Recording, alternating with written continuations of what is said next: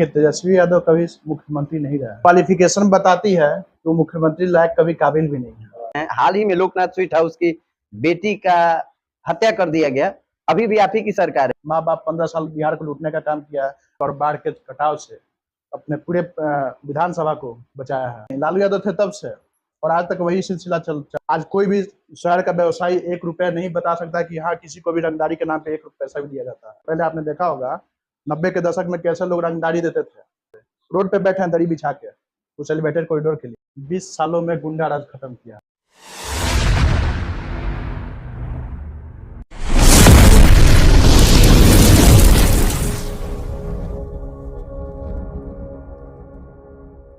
दोस्तों नमस्कार, आप लोग जनता जज पॉडकास्ट देख रहे हैं और आज के अतिथि हैं 4 बार के विधायक, पूर्व सहकारिता मंत्री सुभाष सिंह और वर्तमान विधायक कुसुम देवी के पुत्र, सदर विधायक गोपालगंज अनिकेत सिंह गोलू जी। अनिकेत बाबू, आपका बहुत बहुत अभिनंदन है। धन्यवाद।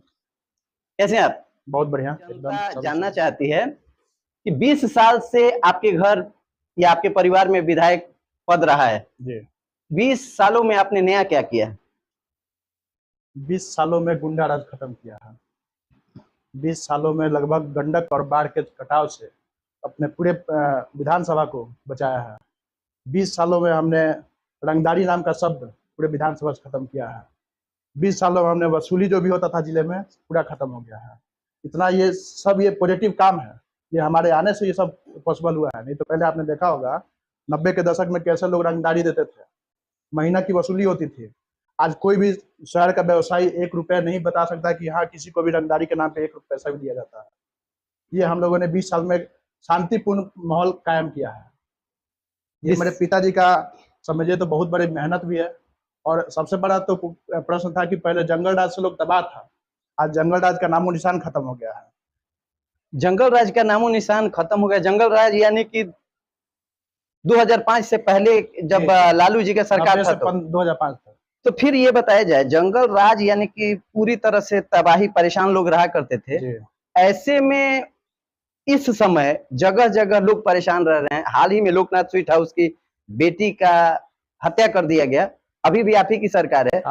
पटना में बड़े व्यवसायी की हत्या कर दी गई है और बहुत हत्याओं का सिलसिला बहुत जारी है चारों ओर। क्या इसे जंगल राज 2 या महाजंगल राज नहीं कहा जा सकता है? देखिए, अभी जो पहले जो थे पेशेवर क्रिमिनल थे जिनका नाम जाना जाता था, आज की डेट में कोई ऐसा पेशेवर क्रिमिनल नहीं है। और अगर कहीं ना कोई घटना होती है तो उसके पीछे बहुत बड़ा वजह होता है, चाहे वो जमीनी विवाद हो या फिर पारिवारिक कलह हो, कुछ इस तरह का बात होता है तभी घटना होती है। आज आप बताइए कि शहर में कोई भी एक पेशेवर क्रिमिनल का नाम बता दीजिए। पहले जंगल पार्टी का था तो 1 दर्जन क्रिमिनल थे, आज एक भी पेशेवर क्रिमिनल नहीं है। क्राइम लेकिन घटा नहीं है। नहीं, क्राइम देखिए, क्राइम एकदम जीरो तो हो नहीं सकता, किसी का भी सरकार हो। चाहे योगी जी भी इतना सख्त किए हैं, जीरो नहीं होगा। जब आपसी कुछ रंजिश हो जाएगी तो उसमें तो होगा ही होगा। लेकिन ऐसा अब नहीं होता कि हाँ किसी का सोना का दुकान लूट लिया गया, घर में डकैती हो गई, आपके घर में माँ बहन सेफ नहीं है, इस तरह का कोई घटना नहीं हो रही है। तो मेन है सरकार का कि जो सुशासन स्थापित करने का मेन यही चीज है। और ये जो आपसी रंजिश है ये कभी नहीं खत्म हो सकता, किसी भी सरकार है तो। मतलब आपकी नजर में ये कंट्रोल हुआ है? बिल्कुल कंट्रोल हुआ है। अच्छा, ये आज आप 8 बजे तक पॉडकास्ट खोल के बैठे हैं यहाँ पे, रात में शाम के 5 बजे के बाद दुकानें बंद हो जाती थी गोपालगंज में जी। आपको याद होगा। जो अभी नए बच्चे हैं ना, जो 18 साल 20 साल के, उनको ये सब नहीं पता होगा, लेकिन जो पुराने लोग हैं उनको भली बात ही पता है। या 5 बजे के बाद से गोपालगंज शहर में सोना का व्यवसायी लोग कोई दुकान नहीं खोलता था लोग। आज देखिए माहौल क्या है। लेकिन आज 12 बजे 1 बजे रात को लोग शादी में से बाइक से जा रहे हैं, कहीं कोई किसी को टच करने का हिम्मत नहीं है। अनिकेत जी, अनेक बाजार पे, अखबार में या न्यूज के माध्यम से पता चल रहा है कि सोना का दुकान रात को तो छोड़िए, दिन दहाड़े लूट लिए जा रहे हैं और वो लोग कंप्लेन भी कर रहे हैं। तो फिर ये 100 में 1 दुकान तो होता ही है। आप गोपालगंज का एग्जाम्पल उठाइए ना, कभी आप पिछले 15 साल में बताइए शहर में कोई ऐसा घटना घटा हो। गोपालगंज में नहीं, लेकिन गोपालगंज के आसपास के इलाका में 100 में से 1 दुका तो घटना होता ही है। अब एकदम जीरो तो होता नहीं है। आप एक परिवार में है, परिवार में हमेशा कंफर्ट जोन नहीं रहता है, कभी ना कभी अप डाउन चलता है। कभी परिवार में कोई गुस्सा होगा, कभी आप गुस्सा होंगे, ये सब चलता है। पिछले 4 बार से आपके घर परिवार में विधायक रहे हैं, जनता का विश्वास आपके ऊपर है, तब ये 4 बार मैंडेट मिला है। दियारे क्षेत्र से 5 बार, 5वीं बार, मतलब 4 बार है। 20 साल लगभग होने जा रहा है। तो दियारे क्षेत्र से आप जीतते हुए आते हैं, सॉरी, दियारे क्षेत्र से जब वोटिंग का काउंटिंग शुरू होता है तो आप एनएच तक आते आते पिछड़े हुए रहते हैं, और जैसे ही शहर की ओर बढ़ता है आप लोग जीतने लगते हैं। क्या रीजन है कि शहर की ओर बढ़ते बढ़ते आप रिपोर्ट आपका गलत है। नहीं, मेरा गांव दियारा में ही है। हाँ ठीक है, और दियारा से हम लोग पॉजिटिव होके आता है, फिर शहर में लीड होता है। नहीं, अगर हम याद करा दे तो रियाजुल हक राजू जो चुनाव लड़े थे, तो वो जब आए थे चुनाव, उनका गिनती हो रहा था, तो हजियापुर मोड़ तक आते आते 20,000 वोटों से वो आगे चल रहे थे, फैक्ट है। और 20,000 वोट से आगे बढ़े, जब यहाँ से जब शहर में गिनती हुआ तो 5,000 वोट से वो आपके पिताजी सुभाष जी आगे हो गए। और सर सुना जाए तो वो यहाँ से आगे बढ़ा तो सब लोगों ने जश्न मनाना शुरू किया, आपके विपक्षी पार्टियों ने हाथी घोड़ा सब लेके चल दिए और कि अब तो हमारी जीत हो गई। लेकिन उस समय 5,000 वोट से आगे होने के बाद भी विपक्षी टीम आपके लोग सोचे कि अब तो उधर यादव लोग का एरिया है, मुस्लिम लोग का एरिया है, अब दक्षिण पश्चिम की ओर बढ़ेंगे तो हमारा जीत सुनिश्चित है। इसलिए 5,000 वोट से पीछे रहते हुए भी उन लोगों ने हाथी घोड़े सब ले दिए। लेकिन हुआ क्या, उल्टा हुआ, उधर भी आदरणीय स्वर्गीय सुभाष सिंह का वोट उधर भी बढ़ा और वो जीत गए। तो 20,000 वोट से आप पीछे थे, ये हम जानते हैं। तो वहां आप दियारे क्षेत्र में आप पिछड़े रहते हैं, शहर में आप जीत जाते हैं। वैश्य का वोट भाजपा का कैडर वोट कहा जाता है। और यहाँ आपके आने पर लोगों ने पूछा हमसे कि सर उनसे पूछिएगा कि वैश्य के वोट कैडर वोट माना जाता है भाजपा का, वैश्य के सुरक्षा के लिए भाजपा सरकार और खुद आप लोग क्या कर रहे हैं? मैं जवाब किस चीज का दूं, आप ये बताइए पहले। आप जो सुने हैं उसका जवाब। आपने पूछा कि वोटिंग में हम लोग 20,000 से पीछे थे जी। आपकी जानकारी थोड़ी कमजोर है। 20,000 से पीछे नहीं थे हम लोग, 8,500 वोट से पीछे थे। और 20,000 से अगर कोई भी व्यक्ति विधानसभा में लीड कर जाता है तो फिर बैक का नंबर अब इम्पॉसिबल है। एकदम 20,000 वोट से ही आप पीछे थे। का मतलब है कि 40,000 आपको नहीं, 20,000 वोट से आप पीछे थे सर। या तो हम भी दुरुस्त कर लेंगे और आप भी दुरुस्त कर लेंगे, लेकिन हम जहां तक हैं दोनों देख लेंगे। खैर 2015 की बात आप बता रहे हैं। जी। 2015 में उस समय माननीय मुख्यमंत्री जी हम लोग के साथ नहीं थे जी। उस समय बीजेपी अकेले अपने दम पे चुनाव लड़ रही थी। उस समय तेजस्वी यादव जी और नीतीश कुमार जी का गठबंधन था जी। तो कहीं ना कहीं नीतीश कुमार जी का जो कहीं जिस भी गठबंधन में जाते हैं वोट कुछ शिफ्ट होता है जी। तो वोट शिफ्ट होने के चक्कर में थोड़ा सा हम लोग पीछे गए। लेकिन जो हम लोग का मेन बेस है, जैसे अब नीतीश जी का समीकरण है कि कुछ इधर अपने दियारा क्षेत्र के लोग हैं क्योंकि उनके समाज के लोग चले जाते हैं, तो उसके वजह से हम लोग बैक हुए थे। फिर जैसे हम लोग थामे और उचका काम बढ़े हम लोग का फील्ड लीडिंग हो गया। लेकिन जहां आपके विपक्षियों को ये उम्मीद था कि वो लोग अब कंफर्म जीत गए हैं, नहीं कंफर्म रहते तो हाथी घोड़े लेके टाउन में नहीं आते, और उसके बाद भी आप लोग जीत गए, चलिए बहुत बढ़िया। लेकिन ये तो जीत की बात हो गई। वैसे लोग आपसे जानना चाहते हैं कि उनकी सुरक्षा के लिए आप लोग क्या कर रहे हैं? अच्छा, आपको लगता है कि वैसे लोग असुरक्षित हैं शहर में? उनका प्रश्न है ये। नहीं, प्रश्न ठीक है, लेकिन सभी व्यक्ति को सुरक्षा देना पॉसिबल है क्या? लेकिन आशा तो आपसे सबको है। आशा है, लेकिन सभी के लिए सुरक्षा गार्ड तो नहीं मिल सकता है। उनकी सुरक्षा के लिए सरकार जो भी ठोस कदम उठाती है, हमेशा देखते हैं कोई भी घटना घटती है हम लोग भी तत्पर रहते हैं, प्रशासन भी हर कदम पर मदद करता है। और भाजपा जो है, भाजपा तो फाइनली वैश्य पे ही डिपेंड है। वैश्य वोट उसका एकदम बेस्ट वोट माना जाता है, तो वैश्य के प्रति तो हमेशा भाजपा खड़ी रहती है। पिछली बार चुनाव हुआ था तो वैश्य समाज से टिकट मिल गया था, राजद का टिकट मोहन गुप्ता को दे दिया गया था, और बड़ी मामूली अंतर से 1700 वोट से लगभग आप लोग जीते थे। क्या सर? मैं फिर रिपीट करूंगा जी सर। उस समय भी नीतीश कुमार साथ में नहीं था। 2022 का जो चुनाव हुआ जी, उपचुनाव, नीतीश कुमार नहीं था। उपचुनाव नीतीश कुमार उधर शिफ्ट हो गए थे तेजस्वी यादव के साथ, और हम लोग भी चूंकि फील्ड में थे और अभी पापा का तुरंत जो घटना घटी थी तो हम लोग भी पूरी तरह से फाइनली प्रिपेयर नहीं थे अपने आप को, और फील्ड का भी नॉलेज जीरो था, शून्य था, क्योंकि पिताजी थे तो पिताजी कभी हम लोग फील्ड में जाने नहीं दिए। आप भी काफी क्लोज रहे पापा से, तो आज तक कभी हम लोग क्षेत्र में भी नहीं जाने देते थे। कभी कभी भैया न्योता वगैरह में जाता था, वो भी ना ही के बराबर। तो हम लोग नए थे, और चूंकि नीतीश कुमार भी साथ में नहीं थे और मम्मी भी नहीं थी फील्ड के लिए, वो भी घरेलू वाइफ थी। तो अभी तो हम लोग का बहुत अच्छा है, सब ठीक है, नीतीश कुमार जी भी साथ में है, फील्ड में हम लोग का बहुत अच्छा तैयार है। वैसे वोट आप लोग का कैडर वोट है जी। अब फिर से अगर मोहन गुप्ता को टिकट मिलता है, उन्होंने दावा किया है, वो आए थे पॉडकास्ट में, उन्होंने दावा किया है कि इस बार 100% वैसे वोट हमारा है। ऐसी स्थिति में आप अपने आप को कहाँ देखते हैं वैसे वोट के संबंध में? देखिए, भाजपा का ऊपर से आप नेतृत्व देखे ना, बेशक, तो नरेंद्र मोदी से लेकर के अमित शाह से लेकर प्रदेश अध्यक्ष तक सभी लोग वैसे ही हैं। और सबसे ज्यादा प्राथमिकता भारतीय जनता पार्टी में दिया जाता है तो वैश्य समाज को ही दिया जाता है। तो ऐसा नहीं है कि मोहन गुप्ता जी बोल दिए, मैं किसी का नाम नहीं लेना चाहता, बट आपने नाम रखा है, मोहन गुप्ता जी ने बोल दिया कि वैश्य सारे हमारे हैं, तो ऐसा नहीं है, ये गलतफहमी पाल रखे हैं। अच्छा, वो वो भी दूर हो गलतफहमी जाएगी। अभी 2020 में 2022 में भी गलतफहमी थी, वो भी दूर होगी, फिर से दूर हो जाएगी, कोई चिंता की विषय नहीं है। यानी आप लोग अपने कदम पे निश्चिंत हैं। हम लोग मेहनत करने वाले लोग हैं। आप देखते होंगे बहुत ज्यादा हवाबाजी में हम लोग नहीं रहते हैं। मैं हमेशा फील्ड में, कोई ऐसा दिन नहीं रहता जिस दिन फील्ड में नहीं जाता हूँ मैं।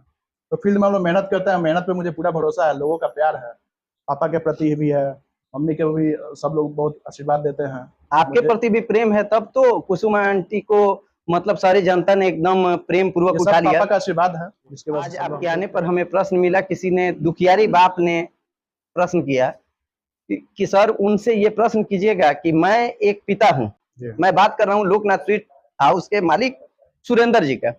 उन्होंने कहा कि दबंगों के यहाँ उनके बेटी की शादी हो गई, जी। हम तो गोपालगंज से हैं, तो हमारी याचना गोपालगंज के विधायक से ही होगी। हाँ, बिल्कुल उनके स्वाभाविक है। बेटी को निर्मम हत्या कर दिया गया और दहेज को लेकर उनको हत्या करके उनकी आंख फोड़ दी गई, और उसके बाद उस बच्ची का लाश ठिकाने लगाया लोग नहीं लगा, नदी में डाल दिया, लेकिन मां नारायणी नदी में, कहें तो गंगे की तरह है पवित्र, ये इन्होंने फेंक दिया, सबूत दे दिया, और बुरी तरह से वो लड़की की हत्या हुई। इस देखिए, परिवार के लिए आप क्या करेंगे और क्या कहना चाहेंगे? यह घटना काफी दुखद है, और 3 दिन पहले मैं और मेरी मम्मी स्वयं हम लोग उनके घर पे गए थे, सभी लोगों से मिले हम लोग। हम लोग के परिवार के प्रति हमारी पूरी संवेदना है, और हम लोग वहाँ से एसडीपीओ, सदर एसडीपीओ 2 से भी हम बात किए हैं, और एसपी साहब से भी बात किए हैं। वो अभी परिवार के जो लोग हैं सभी लोग कोई घर पे है नहीं। किसके घर पर परिवार? जो लड़का पक्ष का है। अच्छा, लड़का सिर्फ गिरफ्तार हुआ है, जो हस्बैंड था लड़की का, और बाकी सभी लोग घर छोड़ के भागे हुए हैं। जी। तो मुझे जानकारी मिली कि उन लोग का अंडे का फार्म वगैरह है, मछली पालन का काम है। हमने एसपी साहब को बोला कि उस सभी को सील कीजिए, सील कीजिएगा तो अपने आप वो आत्मसमर्पण करेगा। तो एसपी साहब ने बोला कि हाँ, अगला कदम हम लोग वही उठाने जा रहे हैं, ताकि वो सभी लोग आत्मसमर्पण करें अपना। मतलब आपके इस कदम पे एसपी साहब ने एक्शन मोड में आए हैं? उन्होंने बोला कि हाँ, हम इसी पे अब आएंगे, अब दूसरा कोई ऑप्शन हम लोग बचा नहीं है। फोन वगैरह सभी स्विच ऑफ हो जा रहा है, कोई टेस्ट मिल नहीं पा रहा है, लेकिन हम लोग अगला कदम यही उठाएंगे। यानी आपका उस पीड़ित परिवार यानी सुरेंद्र जी के परिवार से यह आश्वासन है कि उन जो हत्या किए हैं उनके परिवार को सजा और कठोर सजा जरूर सजा मिलेगी। दिलाएंगे, इसके लिए चाहे जो करना पड़े। जी जी जी। जी अनिकेत बाबू जी। आप शहर के विधायक हैं, माता जी हैं, लेकिन आप संचालित करते हैं जी। शहर में। गरीब अमीर सब लोग रहते हैं, डॉक्टर्स लोग अपने इलाज जो कर रहे हैं बहुत महंगी इलाज कर रहे हैं। एक आम मजदूर जो 500 रुपया उसको पारिश्रमिक मिलता है दिन भर में मजदूरी, जब वो बीमार पड़ जा रहा है, उसके घर में भी कोई बीमार पड़ जा रहा है, और जब उन लोगों को डॉक्टर के पास ले जाया जा रहा है, तो सर जी महंगा इतना इलाज हो रहा है कि वो बीमारी से बाद में उस खर्च के नाम पे ज्यादा मर जा रहे हैं। एक सदर विधायक होने के नाते आपसे प्रश्न है कि आप लोग कुछ ऐसा कदम उठाएंगे कि इन लोगों की मनमानी कम हो सके? देखिए, अभी हम लोग उस लेवल पे है नहीं कि स्टेट लेवल पे कोई नोटिस या गाइडलाइंस जारी कर दें। गोपालगंज लेवल पर तो है। बता रहे हैं। तो हम लोग तो यही प्रयास करेंगे कि जो भी डॉक्टर्स लोग हैं, सबके पास ह्यूमैनिटी है, सबको अपना अपना है, सभी लोगों से प्रेम है, तो उनको एक ऐसा लेवल पर रखना चाहिए ताकि सभी लोग एफर्टेबल हो। कोई गरीब है तो वो भी जाके आपके पास दिखा सके, अपना इलाज करा सके। और बाकी आज के डेट में सदर अस्पताल भी जो है, उसमें भी प्राइमरी उपचार के लिए कहीं दिक्कत नहीं है दिक्कत सर, वहां जाने पर मैं ये होता है। उस पर भी आऊंगा, जी। वहाँ भी आऊंगा। तो प्राइमरी उपचार के लिए ऐसा नहीं है कि कोई परेशानी है, प्राइमरी उपचार हो जाता है वहाँ जी। और बहुत दिक्कत है डॉक्टर्स लोगों का, तो इस पे भी सरकार आगे आने वाले समय में जरूर कोई ना कोई ठोस कदम, ये आपके डॉक्टर्स हो गए या फिर जो प्राइवेट स्कूल्स वाले हैं, उस पर कोई ना कोई ठोस कदम उठाएगी। कोई क्राइटेरिया रहेगा कि आपका हॉस्पिटल का ये क्राइटेरिया रहेगा, आपका फीस जो है इतना होना चाहिए। मुझे उम्मीद है कि सरकार कोई ना कोई ठोस कदम उठाएगी। ये जनता की मांग है और आपसे प्रश्न है कि आप उसका निरीक्षण करें। आने वाले दिनों में सदन में भी इसका प्रश्न रखा जाएगा। और उसके साथ साथ जब सदर में लोग जाते हैं, गरीब लोग ही ना जाते हैं। हाँ, बिल्कुल। और वो लोग जब जाते हैं तो वहाँ उनके इलाज के लिए लोग नहीं जाते हैं, हम भी जाते हैं। नहीं, जब रात में हम लोग को कोई ऑप्शन नहीं होता है तो हम लोग भी जाते हैं, सब लोग जाते हैं। सही बात। लेकिन उस स्थिति में जब गरीब लोग वहां जा रहे हैं, हम लोग अफोर्ड कर सकते हैं सर, बाहर से दवाई ले आ सकते हैं, लेकिन कुछ लोग हैं जो अफोर्ड नहीं कर सकते हैं, उम्मीद से जाते हैं। जब वो रात को परेशान होकर जाते हैं तो सर जी वहां कहा जाता है ये दवाई नहीं है, बाहर से लेके आई, ये दवाई नहीं है, वो लोग कहाँ से करेंगे? तो आपसे जनता की अपील है कि आप ऐसा कुछ करें कि वो लोग ये ना कहें कि बाहर जाके दवाई ले आ जाए। एकदम आने वाले समय में हम लोग भी एक्शन लेंगे इस पे, और आपको जानकारी होगा कि ऑलमोस्ट जितनी भी मेडिसिन है सभी उपलब्ध होती है। हो सकता है कि कभी कोई मेडिसिन खत्म हो गई हो। आपसे उम्मीद कर रहे हैं लोग, तो आप एकदम जनता का फेवर कीजिए। एकदम मैं श्योर बता रहा हूँ मैं, आप जनता हम प्रतिनिधि लोग हैं। प्रयास करेंगे कि एक एक दवाई जो भी डॉक्टर लिखते हैं वो हॉस्पिटल में मिले सभी मरीजों को। और जनता का ये निवेदन है कि आप जरा खुद से निरीक्षण करें हॉस्पिटल। हम तो जाते हैं लगभग हर महीने 2 महीने में एक बार, जब भी मौका मिलता है जाते हैं। कौन व्यक्ति किस बीमारी को लेकर कब हॉस्पिटल में चला जाए इसका कोई ठीक नहीं है। हॉस्पिटल में जाने पर पता चलता है कि अभी जो डॉक्टर बैठे हुए हैं हर आदमी का अलग अलग टाइमिंग पे दे दिया। एक डेंटिस्ट का अगर ड्यूटी है, उस समय कोई हार्ट संबंधित आज व्यक्ति जाता है, उसका ट्रीटमेंट वो कैसे करेंगे। कोई आई स्पेशलिस्ट हो, चाहे कोई मान लीजिए कि अलग अलग बीमारियों के डॉक्टर हैं, स्पेशलिस्ट कोई बैठा है और दूसरे तरह के लोग पेशेंट चले जाएं, उनका ट्रीटमेट नहीं कर सकते। जनरली डेंटिस्ट लोग ये सब लोग बैठते हैं। आने वाले दिनों में हॉस्पिटल का भी एक नया बिल्डिंग बन गया है जी, आपने देखा होगा, 4 फ्लोर का है, 500 बेड का अस्पताल है। तो 500 बेड का अस्पताल बनने के बाद से कहीं ना कहीं सभी विभाग में डॉक्टरों की उपलब्धता होगी, ये चीज हम लोग सुनिश्चित करेंगे। और इसका उद्घाटन भी चुनाव से पूर्व में हो जाएगा जी। अभी हमको लगता है कि मोदी जी का कार्यक्रम नहीं रहता तो 20 जून को ही उद्घाटन था जी, कार्यक्रम की वजह से टल गया है। तो आने वाले दिनों में अगस्त के पहले ही, मतलब सावन में ही हम लोग उसका जल्द उद्घाटन करेंगे और लगभग सभी डिपार्टमेंट के चाहेंगे हम लोग कि डॉक्टर वहाँ पे बैठे। 500 बेड का जो हॉस्पिटल बना है सर, उस हॉस्पिटल के बारे में राजद के लोग कहते हैं ये हमारा देन है। और तेजस्वी यादव जी ने जब आया था यहाँ थावे में, तो उन्होंने अनाउंस करके गए थे कि यहाँ ये होगा, तो वो लोग कह रहे हैं कि ये हमारा है, बीजेपी क्रेडिट ले रहे। क्या कहेंगे इस बात पे। बस आप पीछे से ताली बजाने के अलावा और कुछ नहीं कर सकते जी। तो तेजस्वी यादव बस क्रेडिट लेने का जानते हैं, हम लोग कुछ करा किया तो है नहीं। माँ बाप 15 साल बिहार को लूटने का काम किया है। आज गोपालगंज उनका गृह जिला है, ऐसे लोग हैं कि आज तक आरजेडी का सीट नहीं निकाल पाए यहाँ से। कि आप लोग की मजबूती है कि वो नहीं निकाल पाते हैं। और कुछ भी किया होता तो कहीं ना कहीं लोगों में के जहन में होता कि चलो लालू यादव ने ये काम किया है, चलो हम लोग वोट करते हैं। लेकिन आज तक सीट नहीं निकाल पाई। नहीं निकाली है, जब साधु यादव थे तो वो जीते थे यहाँ से। वो तो दशक ही था उन लोगों का। हाँ, उसके बाद से कहाँ है वो, मतलब एक बार हारे तो फिर नहीं है। हाँ। तो सर मतलब वो क्रेडिट ही केवल क्रेडिट लेते हैं वो लोग। स्टार्टिंग से ही लालू यादव थे तब से और आज तक वही सिलसिला चल रहा है। उन्होंने कहा, वो लोग जब आते हैं तो वो लोग बोलते हैं कि हमारी योजनाओं को बीजेपी नया नाम दे देती है या उसको अपनी योजना बनाकर पेश कर देती है। मेरी शुभकामना है कि वो हमेशा उप ही रहे और ऐसे ही वो क्रेडिट लेते रहे और हम लोग अपना काम करते रहे। मतलब आप लोग किस बात पे यकीन कर, योजना पर कि काम पे। हम लोग काम पे यकीन करते हैं, काम पे काम किए हैं और आगे भी करेंगे। आपके बारे में सभी लोगों को यही विश्वास है कि भाई काम करते हैं हम लोग। लोगों के बीच में ये आम बात होती है कि आपको जिताने का एक कारण ये भी है कि आप लोग कुछ नया नहीं करते हैं तो कुछ पब्लिक को बिगाड़ते भी, नुकसान भी नहीं करते हैं। फिर कुछ लोगों का कहना है कि अगर कुछ नहीं बिगाड़ते हैं तो केवल इन लोगों को नहीं बिगाड़ने के लिए थोड़ी ना एमएलए बनाया गया है। ऐसी परिस्थिति में उन लोगों को कुछ करने के लिए बनाया गया है, उन लोगों को क्या जवाब देंगे आप। तो करने के लिए क्या नहीं हुआ है गोपालगंज में, बताइए उनको जो पूछ रहे हैं। देख रहे हैं कि गोपालगंज NH-27 जो सिंगल लेन में चल रहा था आज 4 लेन में चल रहा है। एलिवेटेड कॉरिडोर जो कि हम लोग बड़े बड़े शहरों में देखते थे, लखनऊ में, नागपुर में, दिल्ली में, वैसे एलिवेटेड कॉरिडोर लगभग 3.25 किलोमीटर का ये पापा के अथक प्रयास से रोड पे बैठे हैं दरी बिछा के उस एलिवेटेड कॉरिडोर के लिए। आज देखिए चमचमाता हुआ एलिवेटेड कॉरिडोर तैयार हो गया। लगभग 3 करोड़ का, 3.25 करोड़ के लागत से हर गांव में ट्रांसफार्मर दिए हैं। तब आज आपका पूरा विधानसभा जगमगा हुआ दिख रहा है। 3 करोड़ की लागत से ट्रांसफार्मर वितरण किया है। अभी बिजली की स्थिति अब सही हो गई है, अब ट्रांसफार्मर उपलब्ध हो जाता है। पहले अपने फंड से, विधायक मद से खरीदा है। अच्छा, अपने विधायक मद से। चलिए, आज भी आप देखे होंगे कहीं कहीं जाएंगे आपको करड़िया से जब लेफ्ट होइएगा तो वहां पे भी लिखा हुआ होगा विधायक मद से पापा दिया है, पीला रंग का स्टिकर लगा है उस पर। अपने क्षेत्र के किसानों के लिए आप क्या संदेश देना चाहेंगे और उनके लिए आप क्या अच्छा करेंगे आने वाले चुनाव में जिससे उनको राहत होगी। देखिए, देश के यशस्वी प्रधानमंत्री जी किसान सम्मान निधि दे रहे हैं सभी को, सभी लोगों को 3 महीने में 2000 रुपये का राहत, एक बहुत बड़ी राहत है किसानों के लिए, वो दिया जा रहा है। आज के डेट में बिहार सरकार हर खेत में जल की सुविधा व्यवस्था करने जा रही है और आज के डेट में अगर ट्रांसफार्मर की या फिर बिजली की सबसे ज़्यादा प्रायोरिटी लेवल पे काम हो रहा है तो किसानों के लिए हो रहा है और खेतों में फीडर बैठाया जा रहा है ताकि हर घर सिंचाई हो सके, हर खेत सिंचाई हो सके। मतलब सिंचाई के अलावा और क्या क्या सुविधाएं किसानों को मिलने वाली है? आप देख रहे हैं कि आप अपने गोपालगंज में एक शुगर फैक्ट्री है जो कि किसानों को बहुत सहूलियत होती है। कोई गन्ना गिराता है लोग, हमारे पास जाता है लोग, भाई पेमेंट नहीं हो रहा, हम फोन करते हैं 2 दिन में पेमेंट हो जाता है उन लोगों का।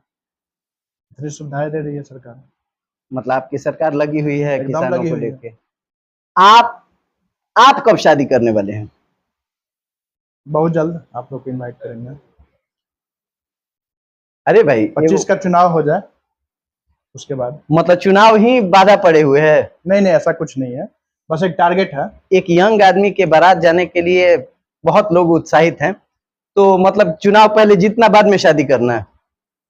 एक है फैमिली का भी कुछ अपना पर्सनल प्रॉब्लम है, उसके बाद अपना कर लेंगे। गोपालगंज नगर परिषद में 28 वार्ड हैं जी।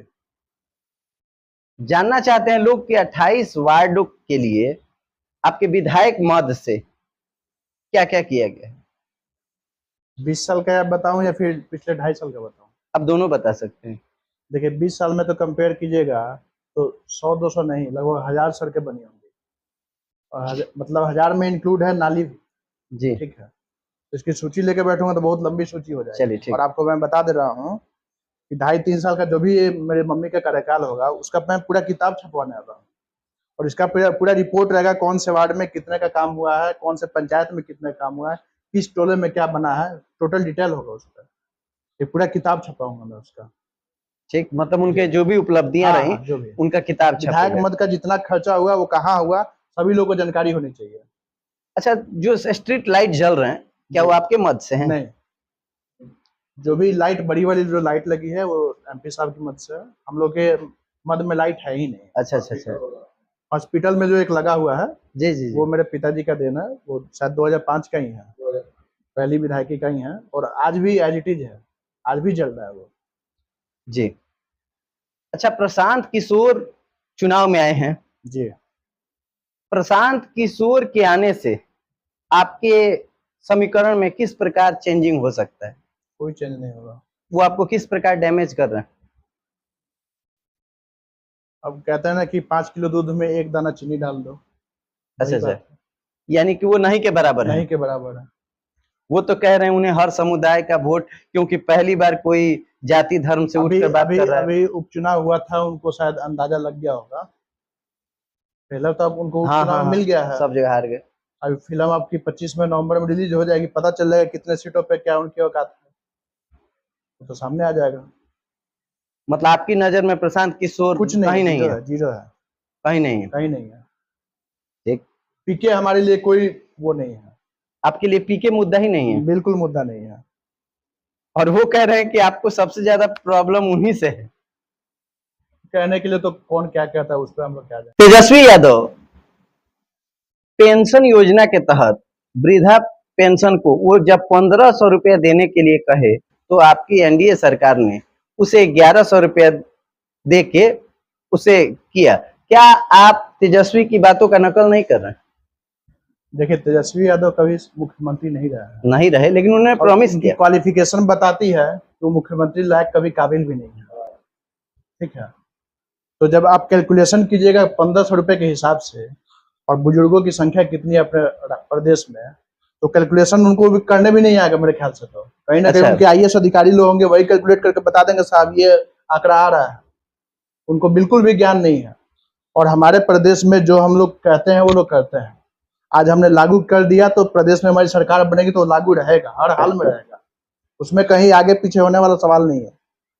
अच्छा, ये बात जो 1100 रुपया आप लोग देने जा रहे हैं जी, ये चुनाव से पहले और चुन तक रहेगा कि हमेशा के लिए रहेगा? ये हमेशा के लिए रहेगा। पहले जिस तरह से 400 रुपए मिलते थे सेम एज इट इज सभी बुजुर्गों को। आज मेरे पास एक चाचा आए थे, उनसे हम पूछे कि पेंशन आपका आ गया, तो बोले कि हाँ आ गया। हम बोले कितना आया है, अब तो मोबाइल अपना दिखाए स्मार्ट वो छोटा वाला फोन, बोले कि 1100 आया है। तो फिर हंसते हंसते बोले पत्नी का भी आया है। क्या हमारे तब तो रोज का आपका 100 रुपए हो गया लगभग, सब्जी का काम इसी में निकल जाएगा, तो खूब खुश थे। तो सभी लोग खुश हैं, एक अलग ही माहौल है एनडीए के प्रति सभी लोग। यानी एनडीए आपकी फिर से वापसी कर रही है? बम्पर वापसी कर रही है, बम्पर। आपको लगता है कि नीतीश या पलटी नहीं मारेंगे? आप गोपालगंज में देखिए कि 6 की 6 सीटें इस बार एनडीए के खाते में जाएगी। बिल्कुल। आपको लगता है नीतीश कभी भी पलटी मार सकते हैं, ऐसा लगता है इस बार मारेंगे कि नहीं? बिल्कुल नहीं मारेंगे, वो एनडीए के साथ रहेंगे, आज भी हैं, कल भी रहेंगे, परसों भी बने रहेंगे। अच्छा, क्या रीजन रहता है कि जब नीतीश जी आपके साथ रहते हैं तो उनका गुणगान होता है, चाहे किसी भी पार्टी के साथ, और जब वो पलटी मार देते हैं तो फिर उनका आलोचना शुरू हो जाता है? क्या वो देखिए पहले गलत होते हैं कि बाद में? देखिए नीतीश कुमार नेतृत्व कर रहे हैं हम लोग की, तो कहीं ना कहीं जो भी जिसके भी मार्गदर्शन में जो भी काम होता है, सभी का काम का क्रेडिट उन्हीं को दिया जाता है। जी तो इसलिए नीतीश कुमार का हम लोग गुणगान करते हैं। जी जी, मतलब उनको ही आगे बिल्कुल। रखते हुए, आज भी सीएम है, कल भी सीएम रहेंगे। और ये आश्वस्त है कि वो पलटी नहीं मारेंगे? बिल्कुल नहीं मारेंगे, कहीं नहीं जाएंगे वो। अच्छा, ये बताया जाए सर कि जब से प्रशांत किशोर की एंट्री बिहार में हुई है, उन्होंने सबसे ज्यादा कोई बात अगर कहा है तो पलायन पर विषय किया है। पलायन को रोकने के लिए वो यहाँ फैक्ट्रियां बैठाएंगे, चाहे फैक्ट्रियां वगैरह बहुत कुछ करेंगे, जिससे बिहारी मजदूर जो केवल मजदूरी के लिए जाने जाते हैं, उनकी कमी हो और यहाँ व्यवस्था हो। अगर ऐसा है तो आपकी सरकार क्या इस पलायन के संबंध में कोई आपका सोच है? देखिए, आज से 15 वर्ष पहले ना सड़क था, ना बिजली था, और ना ही इंफ्रास्ट्रक्चर था। आज सड़क हो गई है, बिजली हो गई, इंफ्रास्ट्रक्चर हो गया, ट्रांसपोर्टेशन की सुविधा हो गई है। तो आज के डेट में फैक्ट्री बैठाना अब आसान हो गया है। तो आने वाले दिनों में आप देखिएगा दर्जनों के दर्जनों फैक्ट्रियां लगेंगी, तो ये मेरा पूरा विश्वास है। तो फिर इतने दिनों में क्यों नहीं लगे? नहीं था हमारे पास कुछ भी, ना आपके पास इंफ्रास्ट्रक्चर था, ना बिजली की सुविधा थी, ना सड़क थी। सरकार तो आप ही की थी ना? भैया कहाँ गड्ढे में थे और कहाँ आप आए हैं? आप ये बिजली चकमकाती हुई पॉडकास्ट आप ले रहे हैं, ये पहले इन्वर्टर या जनरेटर की व्यवस्था करनी पड़ती है आपको। ये तो 15 साल पहले ही कर चुके थे वो नीतीश जी। धीरे धीरे एक लेवल पे बिहार पहले बहुत गड्ढे में था जी, अब धीरे धीरे एक लेवल पे आया है। अब लेवल पे आने के बाद से मेरे ख्याल से ये 2025 से 30 का जो काल होगा बिहार के लिए सबसे स्वर्णिम काल होगा। 2025 लगेंगी, बड़े बड़े इन्वेस्टर्स आके यहाँ पैसे रुपए इन्वेस्ट करेंगे। और आपको जानकारी से बता देता हूँ मैं कि स्मॉल स्केल इंडस्ट्री जो होता है, लघु उद्योग उद्यमी योजना के तहत बिहार सरकार सभी लोगों को, जो भी लोग पढ़े लिखे लोग हैं और जो अब वंचित है, कहीं काम नौकरी चाकरी नहीं कर रहे हैं, उन लोगों को 10 लाख रुपए का लोन भी दे रही है। और छोटे छोटे लोग फैक्ट्री में बैठा हैं, जैसे कई लोग ब्रिक्स की फैक्ट्री लगाए हैं, कोई मसाला की फैक्ट्री लगाया हुआ है, बहुत लोग हैं। मतलब बेरोजगारी पे काम कर रही है? बिल्कुल काम कर रही है। आज अगर इंफ्रास्ट्रक्चर कहीं भी पुल बन रहा है तो उसमें 100-200 लेबर काम कर रहे हैं, 10-5 इंजीनियर काम कर रहे हैं, जीएम काम कर रहे हैं, सभी लोग हैं। सभी लोग के मिलने सभी लोग का मतलब कोऑर्डिनेशन बनाने से एक पुल तैयार हो रहा है। एक चीज तो कलंक है हम बिहारियों पर तमाम, कि यहाँ से जब भी लोग जाते हैं तो बाहर जाते हैं तो अधिकतर लोग यहाँ, सबसे ज्यादा आईएएस आईपीएस हमारे बिहार से होते हैं, लेकिन इसके बाद अगर दूसरा बात भी देखा जाए तो सबसे ज्यादा मजदूर भी कहीं से होते हैं तो वो बिहार से होते हैं। मजदूर का नाम जब हमारे आपके सामने आता है तो एक कलंकित सा महसूस होता है। क्या ये मजदूरी वाला ही ग्रेड रखें कि कुछ बड़े इंजीनियर वगैरह के लिए भी कुछ किया जाए? एक काल था जो कि 90 से लेकर 2005 तक चला। उस समय के जितने लोग थे, एजुकेशन तो मिला नहीं। एजुकेशन नहीं मिलेगा तो आपको रोजगार कहाँ से मिलेगा? आज की डेट में मैं पढ़ा लिखा हूँ तो मेरे लिए नौकरी कोई बड़ी बात नहीं है। पहले भी मैं जॉब कर रहा था, आज भी मैं नहीं रहता तो मैं जॉब कहीं ना कहीं करता। तो पढ़े लिखे लोगों के लिए क्वालिफिकेशन और रोजगार बहुत बड़ा इशू नहीं है। जो अनपढ़ लोग हैं, जिन लोगों को पढ़ाई लिखाई बचपन में नहीं मिला, स्कूल का अभाव था, टीचर नहीं थे, तो उन लोगों के लिए परेशानी बनी है। तो अभी जो चल रहा है जनरेशन हम लोग का, आज की डेट में कितने लोग लेबर का काम कर रहे हैं? जो नया जनरेशन चल रहा है, बहुत ज्यादा लोग कर रहे हैं सर। बहुत कम इसका देखना हो आपको, आप पीछे इसका देखना हो कितने लोग कर रहे हैं। तो सर हमारे यादवपुर रोड में एक लेबर चौक की तरह है, यहाँ आके देखिएगा सर, 12 बजे जाके दिन में जाइएगा तो भी वहां 50 मजदूर खड़े रहते हैं। उनकी बेबसी को देख के लगता है कि कितनी लाचारी है। इसको दूर करने का आप लोग को कदम बढ़ाना प्रयास कर रहे हैं, और जो जिस लायक है उन लोगों को हम रोजगार भी देने का प्रयास कर रहे हैं। सरकार भी, अब लेबर डिपार्टमेंट भी प्रयास कर रही है। सब लोग का क्या बोलते हैं, श्रम कार्ड भी बन रहा है, उससे भी फायदा मिलता है। जी। शराबबंदी आपकी नजर में क्या है? शराबबंदी क्या है? सरकार की सबसे सुंदर पहल है। आपको स्वच्छ वातावरण, शांति वाला माहौल पूरा शहर में कायम है। आज आप जब शराबबंदी नहीं थी तो मोहनिया चौक पे जाते तो पता चलता 2-4 पी के पटाया हुआ है रोड पे। आज कोई दिखता है क्या? लगता है कि यहाँ कोई पढ़ा लिखा शहर है। लोग अपना, और कोई पीता खाता भी है तो अपने घर में पीता खाता है और घर में सोता है। कोई रोड पे आके, किसी का हिम्मत नहीं कि रोड पे आके चिल्लाए हल्ला करे। शराबबंदी का मतलब क्या होता है? पूर्णतः शराब पे रोक। तो शराबबंदी क्या पूर्णतः है? देखिए, पूर्णतः किसी भी चीज पे रोक नहीं लगा जा सकता है, चाहे वो क्राइम हो, शराबबंदी हो या बालू का खनन हो, पूर्णतः कभी नहीं हो सकता है। थोड़ा बहुत इक्का दुक्का होता ही है। शराब जब ढूंढा जा रहा है, जहां ढूंढा जा रहा है वहीं मिल रहा है। ऐसे अब जिसको परिस्थिति तलाश में होती होगी उसको तो मिलता होगा, हमको भैया ना तलाश है ना हमको मिलता है। नहीं नहीं, लेकिन आपसे तो प्रश्न है लोगों को, शराब और ज्यादा महंगा हो गया है और हमारे यहाँ का रेवेन्यू सारा अलग अलग प्रदेशों में जा रहा है। ऐसी शराबबंदी से क्या पूर्णतः शराबबंदी नहीं हो सकता है? अगर नहीं हो सकता है तो ऐसी शराबबंदी का क्या तात्पर्य? देखिए, यह प्रश्न अगर किसी गरीब परिवार की जगह जाकर के आप पूछेंगे, जो व्यक्ति 300, 400 या 500 पर डे कमाता था और शाम को पी करके 50 पे भी नहीं बचाता था, वो परिवार मतलब आपको जवाब देंगे कि हाँ आज मैं कितना खुशहाल हूँ। सभी लोग नहीं है, लेकिन 70% लोग जो कि शराब से फाइनली वंचित है, वो नहीं पी रहा है। वहीं कुछ और जो लोग एडिक्टेड है वो उसको क्या किया जाएगा। वहीं कुछ लोग हैं जो कमा रहे हैं, जो पहले शराब पीते थे वो आज भी पी रहे हैं। जो पहले 50 रुपए में मिल जा रहा था अब वो 200 रुपए मिल रहा है, लेकिन मिल रहा है।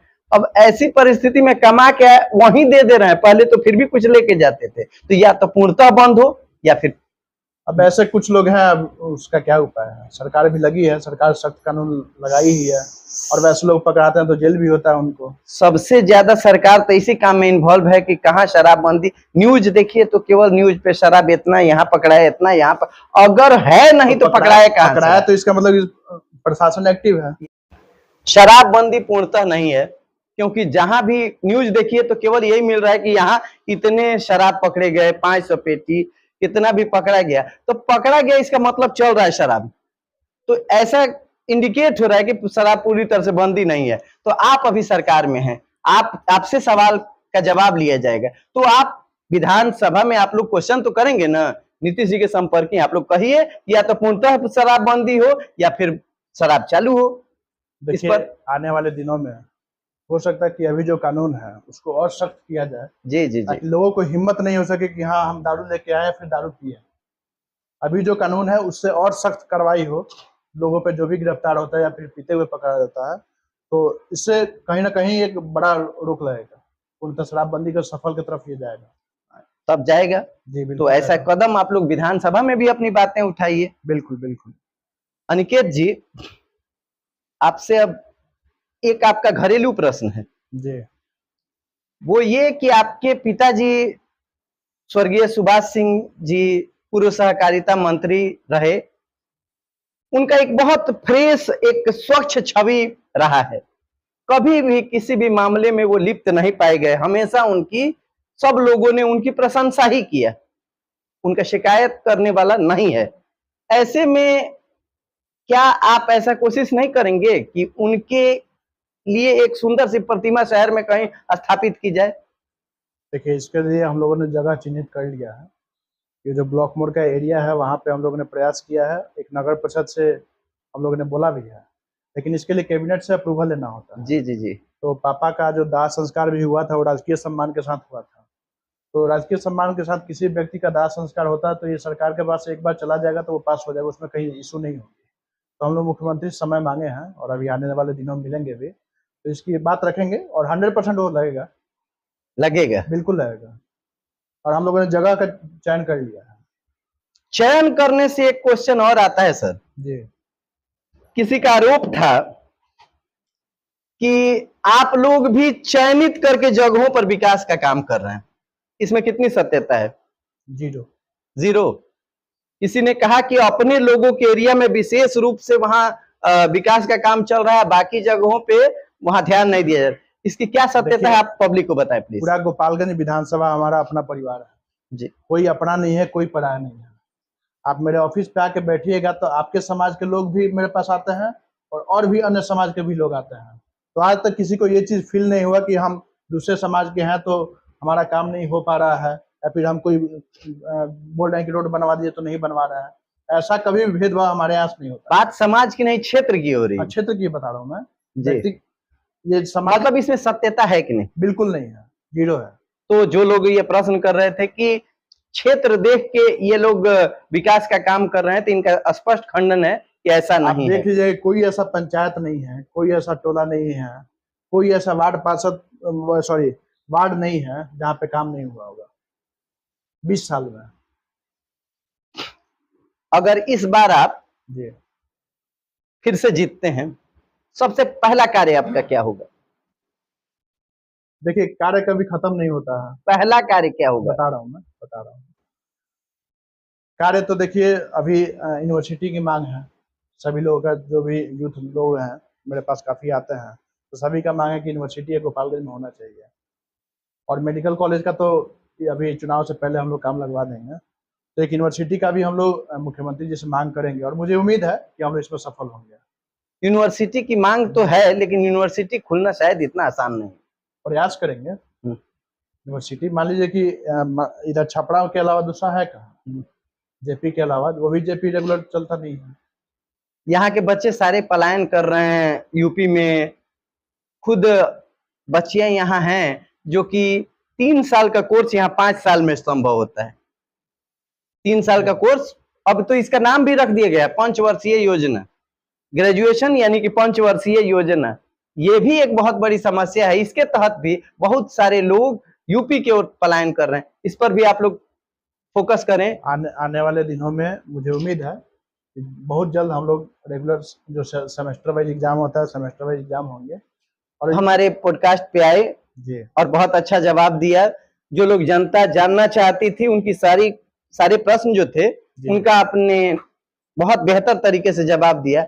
आपका बहुत बहुत धन्यवाद और आप आगे बढ़ते रहें, ईश्वर से हमारी कामना है।